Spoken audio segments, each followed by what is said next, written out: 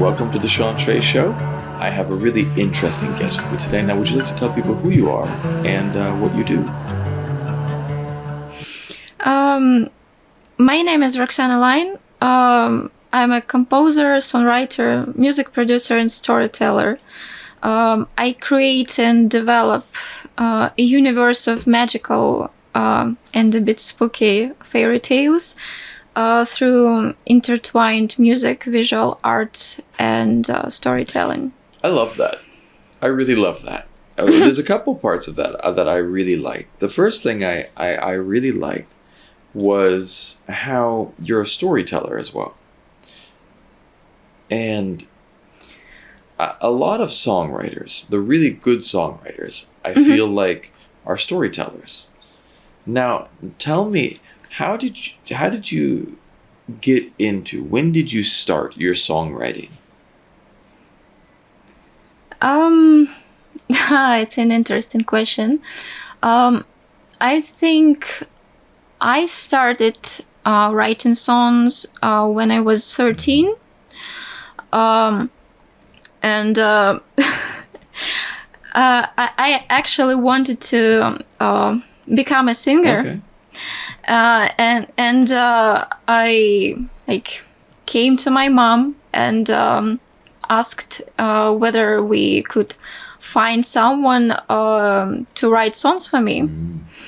And she just answered, "No, we don't have money for that. Go learn how to write songs on your own."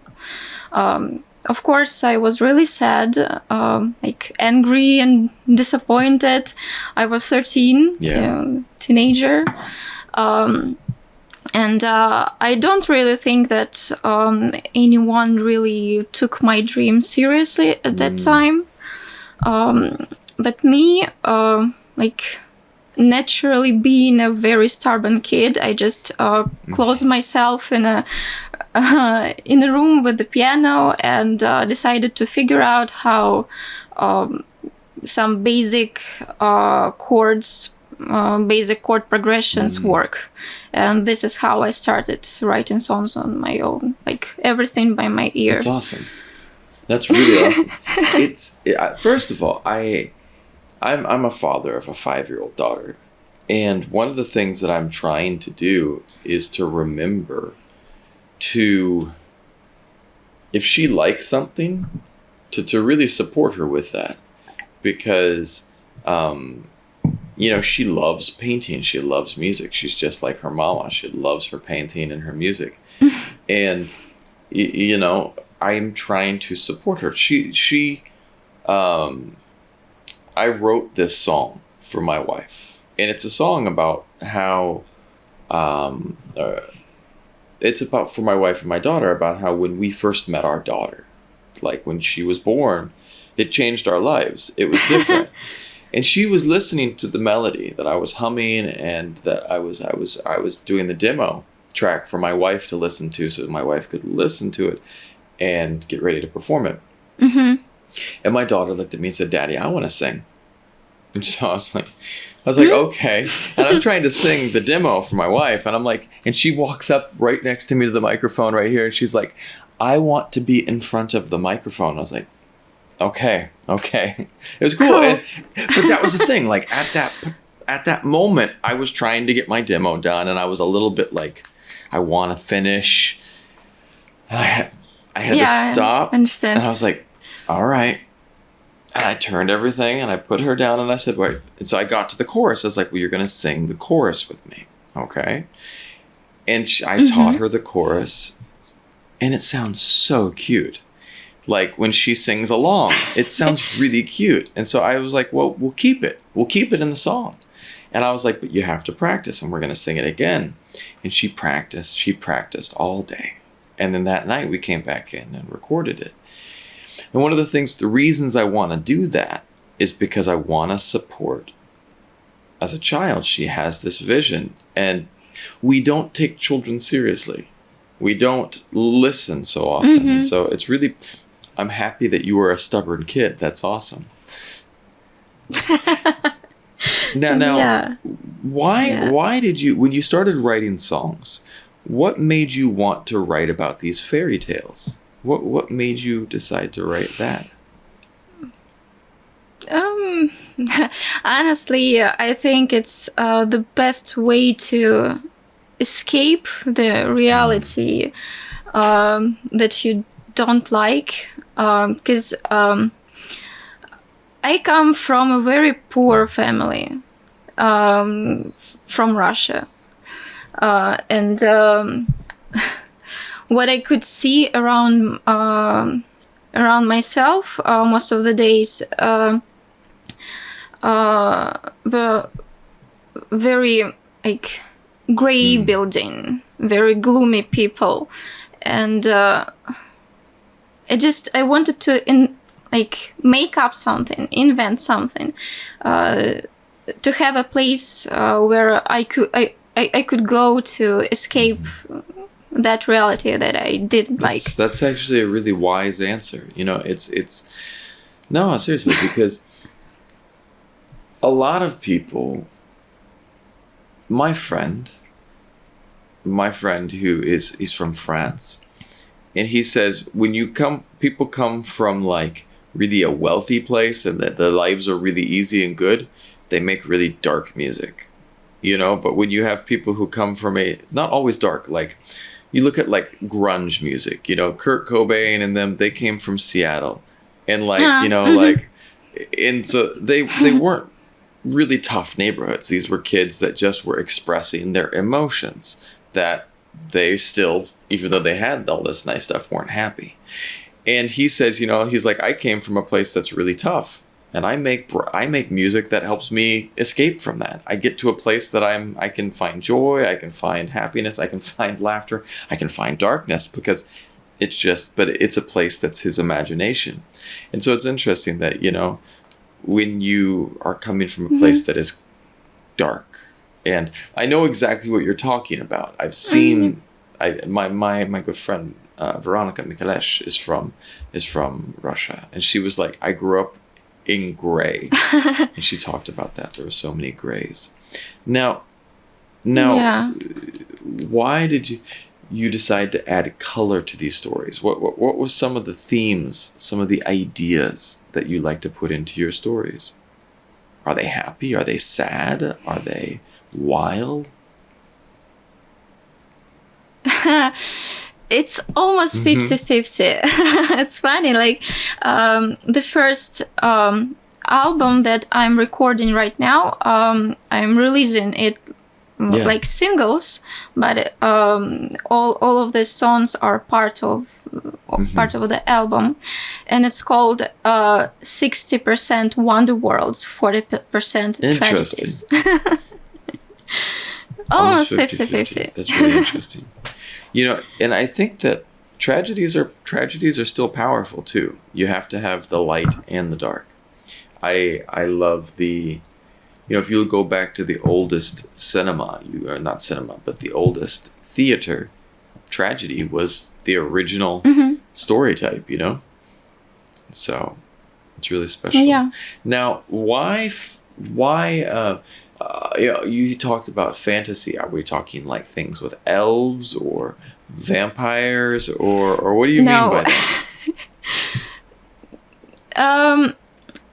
Definitely not elves, but maybe vampires. Yeah, ghosts, ghouls, like That's creatures of that sort. That's really interesting. of that kind. What were some of the stories when you were growing up? What were some of the stories that inspired you?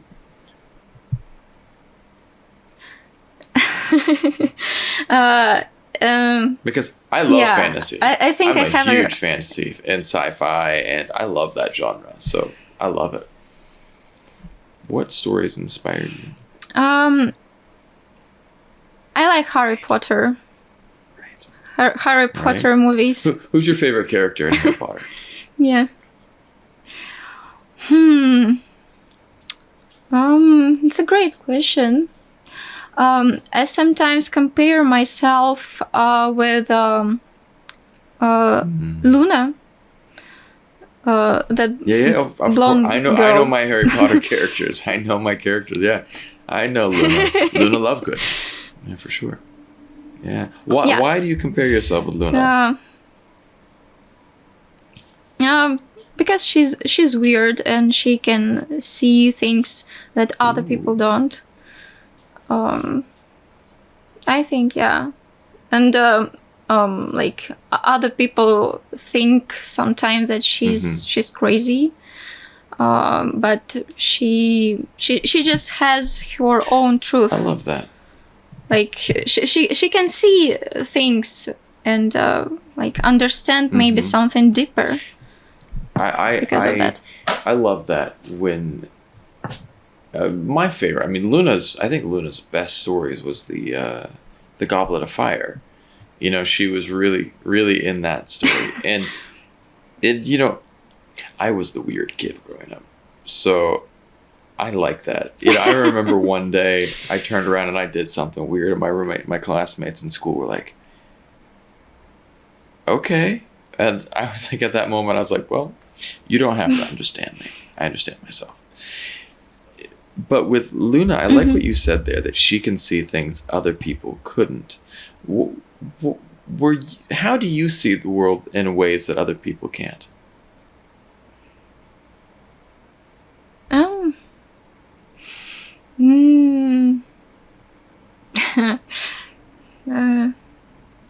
not sure if I can like share examples right away. No.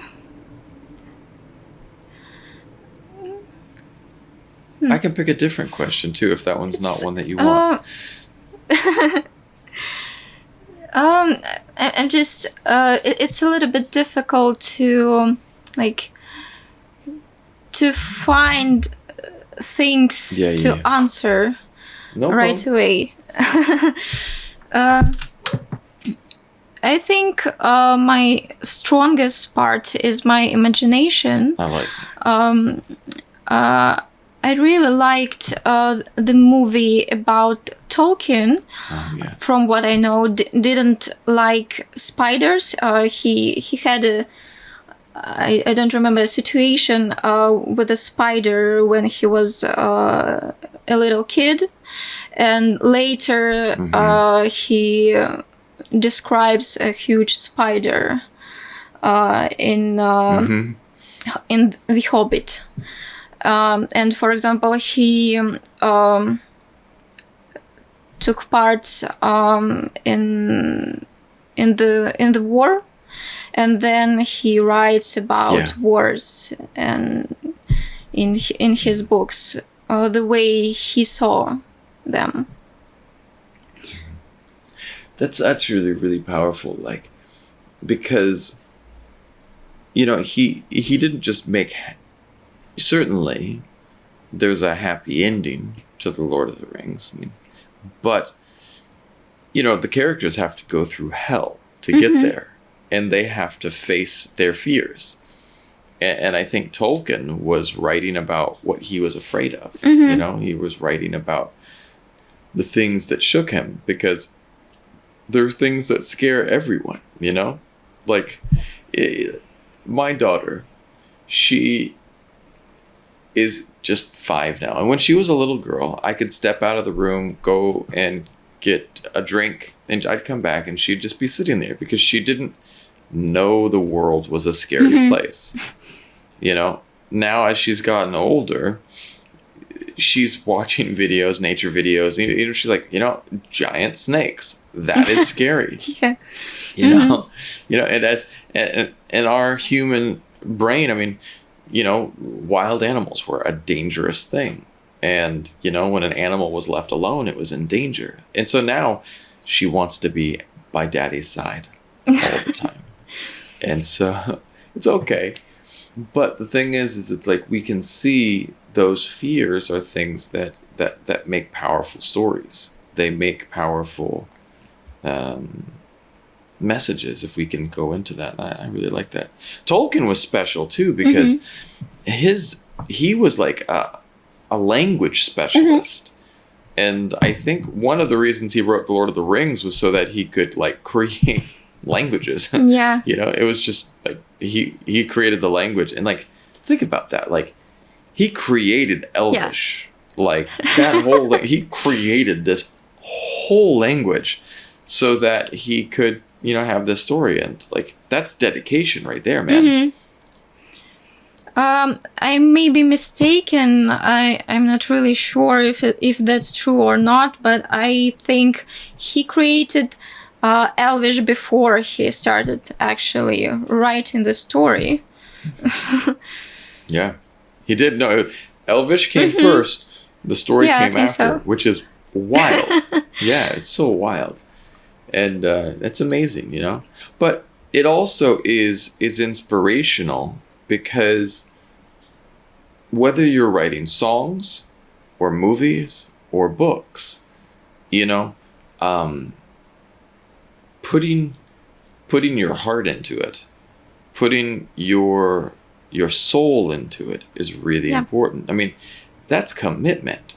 That is absolute commitment. I'm gonna create a story so good that I create my own language. You know, like wow. Yeah. That's awesome. Now tell me some more. Who are some of your musical inspirations? What music inspires you? I think the first band that I loved listening to when I was 5 Nice. was ABBA. Oh yeah. Yeah. ABBA was great. Man. They were my first music crush, and I always asked my mom to like play their CD because I couldn't really do it on my own. So I asked my mom. And then later, when I was 13, I got really inspired by Green Day. Oh, nice. Yeah, and this is why I decided to become a musician. And then came My Chemical Romance, Panic at the Disco, Mariana Strange, and of course Disney movies. Right. I'm a huge fan of Alan Menken, the composer of most popular Disney musical movies. Yeah. I think his music also influenced my vision. Like I've always leaned to musicals and rock operas, and maybe it's like subconscious idea to explore that field. And one of the things that I like with the musical, one of the things you point on too is like, you know, you in the beginning said that you were with your music a storyteller. And, you know, I think that Disney movies are, you know, from a musical background, musical theater background, and they're telling a story. The song is literally someone telling a story or navigating some situation, you know? Yeah, we have a lot of Disney movies in this house because my daughter's 5, you know, lots. But, you know, I always think one of the ones that I really love, Tangled. Yeah, and, one of my favorites. I love Tangled, and the music is just really good in that one. And, you know, when my daughter loves the song that she's singing in the bar. And she's singing I've got all a dream. these rough, tough. Yeah, I've got a dream. And, you know, and with that song, it's so well written. Like, you don't think about it because you're watching this cute cartoon. But if you did take the songs out of the movie, they're really well written. Yeah. You know, they're well put together. Disney knows what they're doing. Yeah. A lot of people. But it's not just Disney. It's that they hire really good composers. Now, what are some of your favorite Disney songs? Do tell. Disney songs. From the beginning, I think one of my favorite songs when I was a kid was Part of That World from The Little Mermaid. Oh, nice. Yeah, and I still cry every time when I hear that song, because I can really hear how the character wants to be a part of the different world, and she thinks it's impossible at that point. She doesn't know that she's going to meet the witch Ursula. Yeah, so it's kind of impossible for her. And that's my wife. My wife is a singer here in Vietnam, and she loved part of their world, and she grew up in a very, very poor neighborhood, and it was really a tough place. And this song always inspired her, because as well she was like, I want something more, and it's that magic of that song for kids that are just in a tough place, and you want something, you don't know how you can make it, how you can have this better, but you have, and that's one of the things, like this the common themes. I have a dream, part of your world. Yeah. They're all talking about this person who is dreaming of something bigger and better, and it's special. Now, do you have any fun characters that you've created lately of your own? I think, yeah. Nice. I have my shadow monsters, which became extremely popular within my followers recently. That's cool. Yeah. Yeah, and no. What is a shadow monster? Tell me here. They are monsters made of shadows. They have no actual bodies.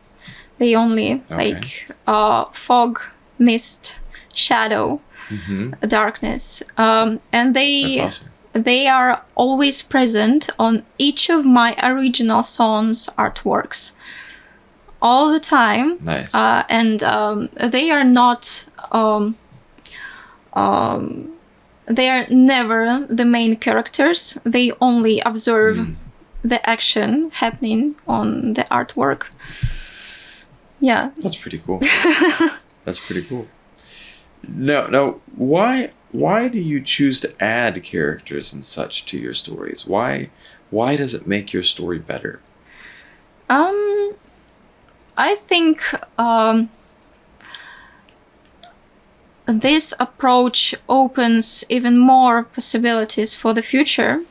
I'm trying to develop this universe of fairy tales, and make up spin-offs and all that. I like that. Yeah. And I'm also planning a story about shadow monsters where they are not the main characters, but support characters for the main character. But yeah, they are going to interact. That's very cool. Now, where would you like to take your music and your artwork in 10 years, 20 years? What would you like to really, where do you want to take this? What do you want to be making? Books, movies, giant, animated films, or what would you like to do with this? All of that, hopefully. That's awesome. Yeah, I have a lot of very ambitious projects planned. I'm currently working on a brand new musical inspired by some classical horror stories from the 19th century Britain. Very cool. And I really hope to make it an animated movie one day. I already wrote and orchestrated most of the songs for it, and Nice. I've also been exploring film scoring for some time. I really want to improve my skills so that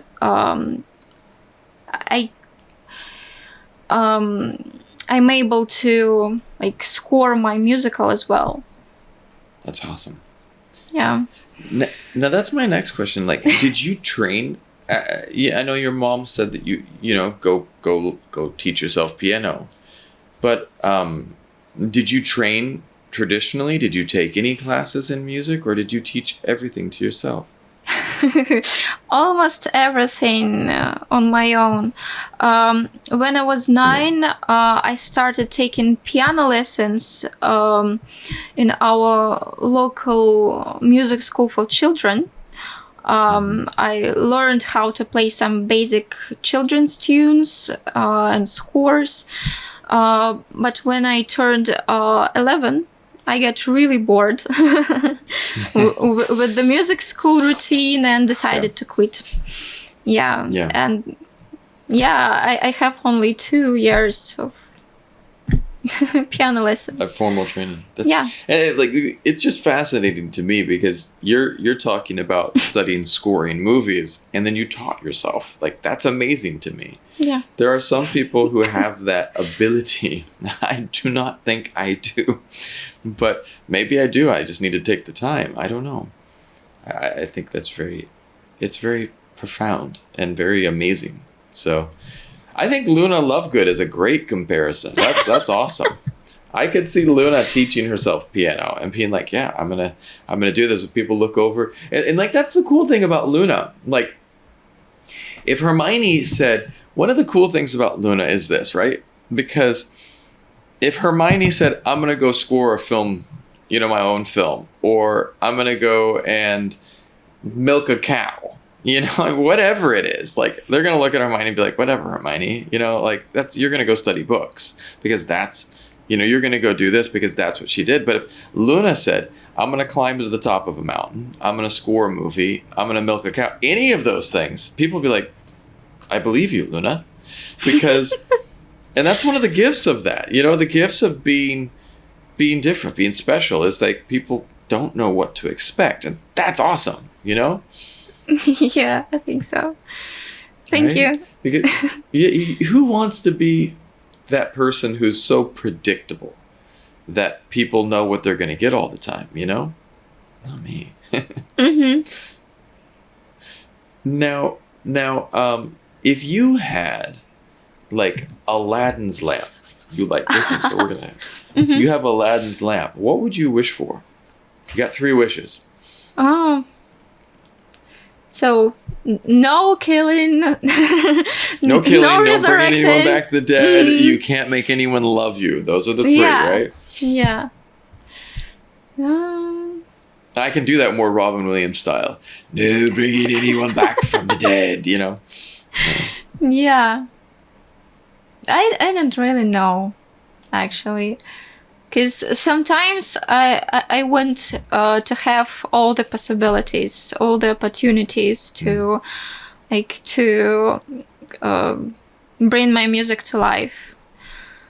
Sometimes I would wish for a huge amount of money because they now it now is equal to opportunities. Like, money also opens multiple doors at once. Yeah.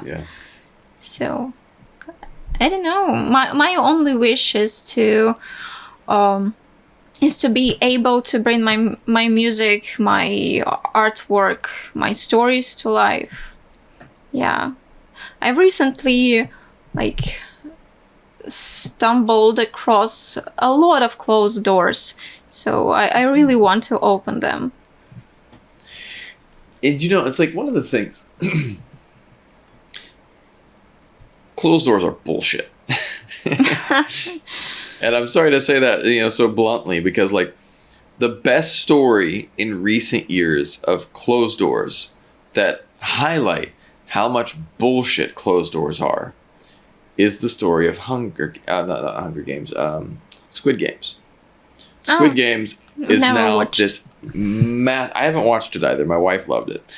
Massive show internationally, and so many people around the world know this show now. Squid Games was on Netflix. The director tried to make that movie for 10 years. And for 10 years, everyone told him, nah, it's not that good. It's too dark. People aren't going to like that. No, it's not a good concept. And he stuck with it. And he made it. And now it's like the number one show in the world. Not just Korea, not just the whole world has watched this show. And do you think every single person that told him no is sitting there going, God damn it? I hope so. I hope every single person who told that guy no is sitting there going, that was me. Sorry. I hope so. Because his concept didn't change. The story didn't change. The story was always good. So, every single person who told him no, in my opinion, is an idiot. I'm sorry, I'm not pulling punches, because and this has been something that a lot of people on my podcast have said. If you have a good idea, just keep going with it, because it's a good idea. The potential, I'm sure that Stephanie Myers, before she wrote Twilight, had a bunch of people telling her, really, a vampire love story? Are you sure about that? I don't know about that. Vampires are supposed to be dark and fight each other. Vampire love story? Really? And she's like, yeah, I think it's a great idea. And she did. And she's crazy rich now. And not just that. It's not about being crazy rich. Being crazy rich is a nice side effect. She brought her story to life. She brought it to life. And then once she did, people were like, yeah, I like that. So, Roxana, don't quit. I will never quit. It's just, it's difficult. Yeah. Sometimes I even have breakdowns because of it, because it looks impossible. But then I stand up again and just do my thing. Can I tell you this one story? There was this story. I'm the same. I want to be one of the biggest entertainers in the world. And for a couple reasons. And I know that sounds like I don't want the money, the fame. I want to make changes.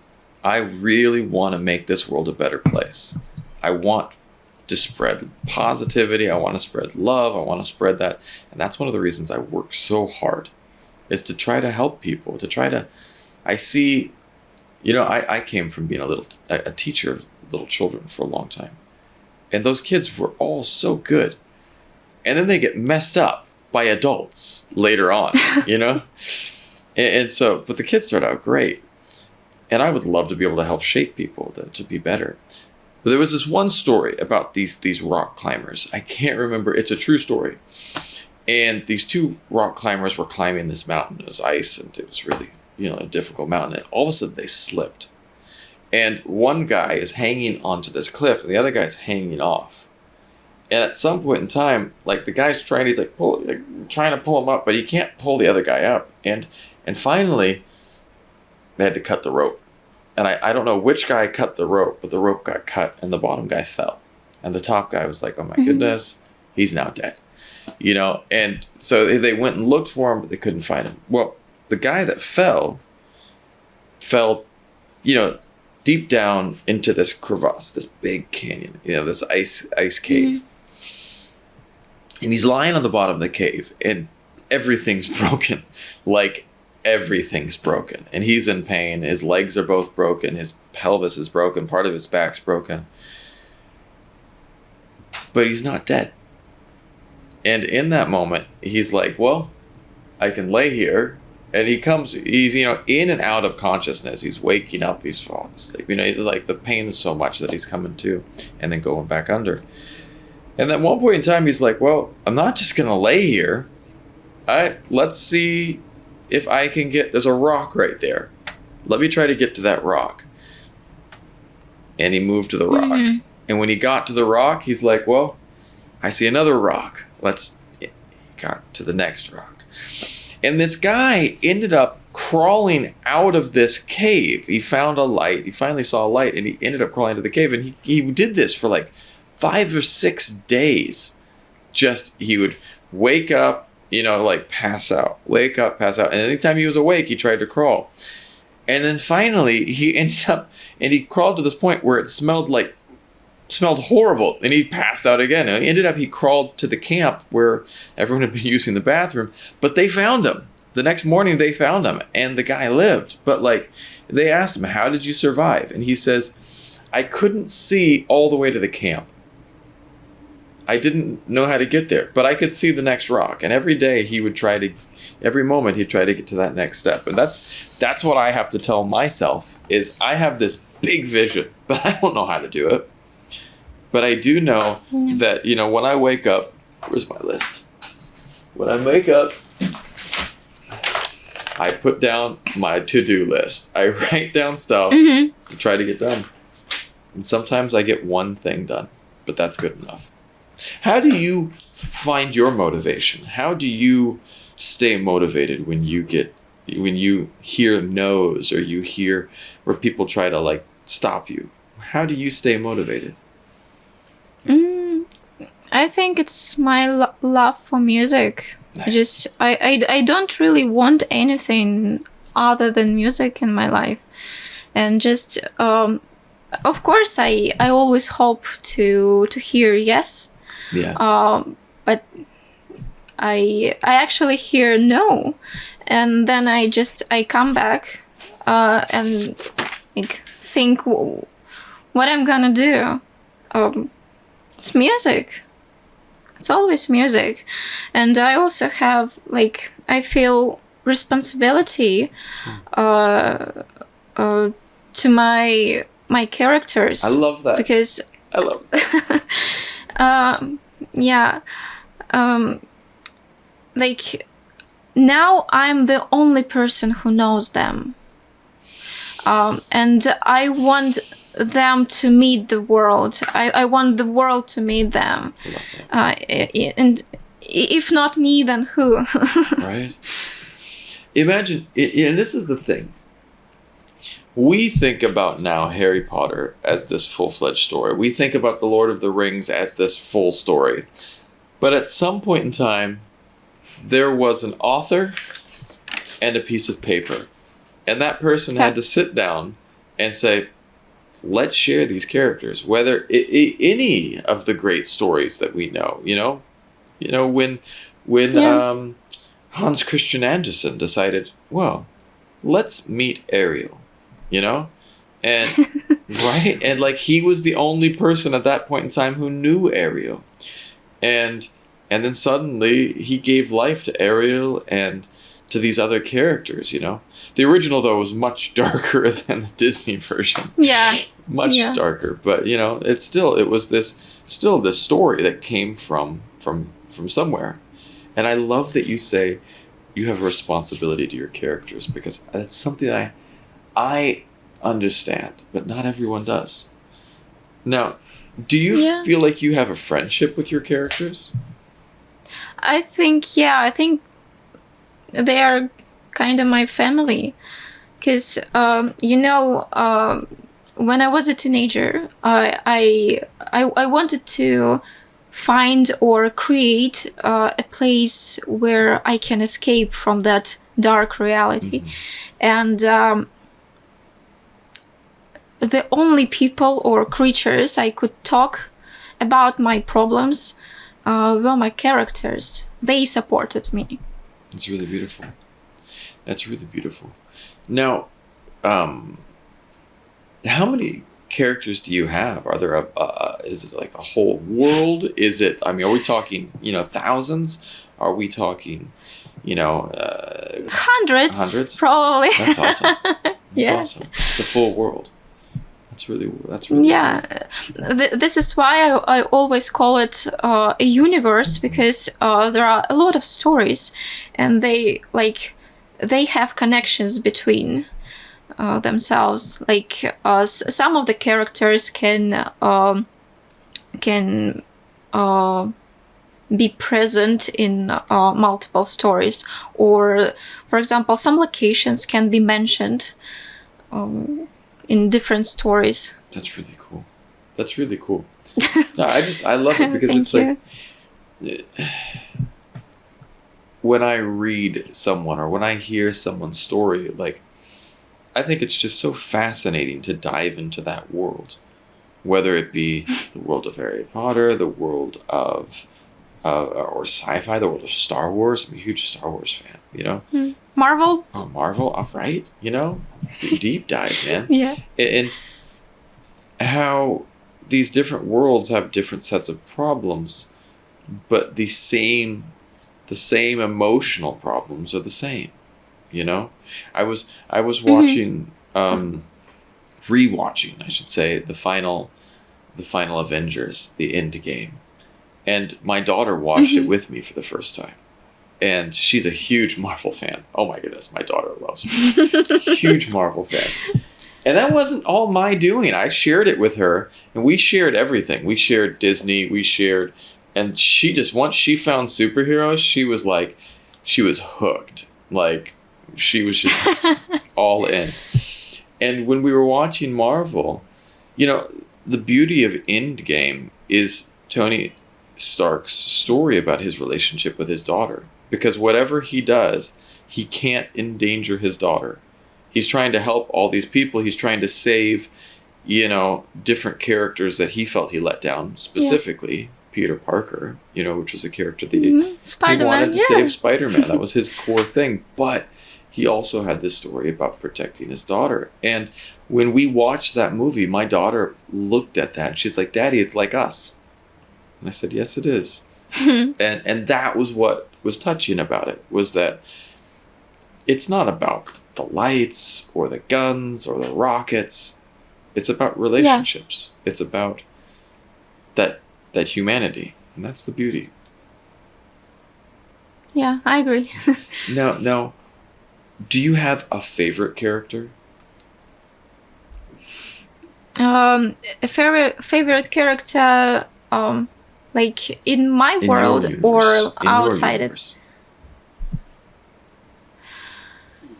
Yeah, I think I have. I'm not really sure if I'm ready to share. Have to share. You don't have to share. Yeah, because it's the main character of the musical that's awesome. I'm working on right now. Yeah. Keep that secret. And, you don't have to tell me, but that's very cool. Yeah. Yeah, I think I have. And do you take on a different character in your own universe? Sorry? In your universe, are you, or are you a different character? I'm a lot of different characters. Cool. That's cool. Yeah. That's very cool. I love imagination. Imagination to me is the best. And I feel like, coming back to Luna, you know, we're so scared. So many people are scared of being weird. I remember Luna, like one of the first scenes in the movie, she's wearing those silly glasses, and everyone's like, what's wrong with you? And what's wrong with her? No. What's wrong with them? You know what I mean? People think they've got it all together. And in reality, none of us know. None of us know. You might as well just have some fun with it, you know? Now, if you could go back in time and give yourself some advice, what advice would you give yourself? I think don't waste your time. Don't waste your time on other people's promises of help. Yeah. And just invest your time and yourself in learning how to produce your music on your own, and not just write songs. Don't wait to be discovered, or don't wait for help from the outside world. It may sound scary. You may be afraid of wearing too many different hats on your projects, or you may be afraid of responsibility. But it's actually better than waiting for years for that mysterious someone who will come and help you, just to realize that the person you've been waiting for is the future you. Oh yeah. I love that. I had a dream when I was maybe 18, no, 17. And it was that in that dream, a future me came to me. And it was very real. And that future me came down and sat down and looked at young me and said, "Don't ever quit. You have to try harder, because the world needs your story." And I was like, I still think that sometime in the future, I'll have a dream where I go back and talk to my younger self. I really think it. I think so. But I think that's why I asked that question, is because I think it's so important, the advice. But I love that statement. The person that you're waiting for is you. Is the future you. That's so cool. Yeah. So true. You are a little ball of wisdom this morning, and it's very early in the morning, and I'm just like, I'm getting these truth bombs, and I'm just like, damn, Roxana Line, you are giving it to us today. Now, if you could share anything else with the audience, what would you like to share? What would you like to tell people about?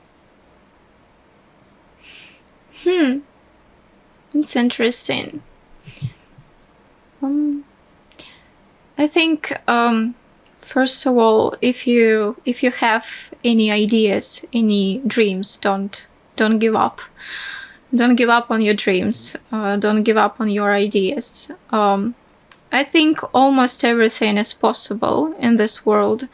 It just takes time. It takes energy. It takes hard work. Always. So. And it takes being a little bit weird.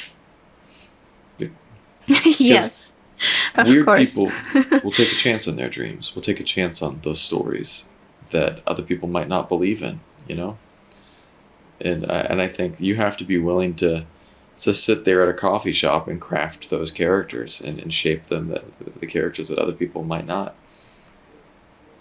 But also, I love that. Again, I'm still going to come back to, I feel like there's a responsibility to your characters. I think that's a part of it too.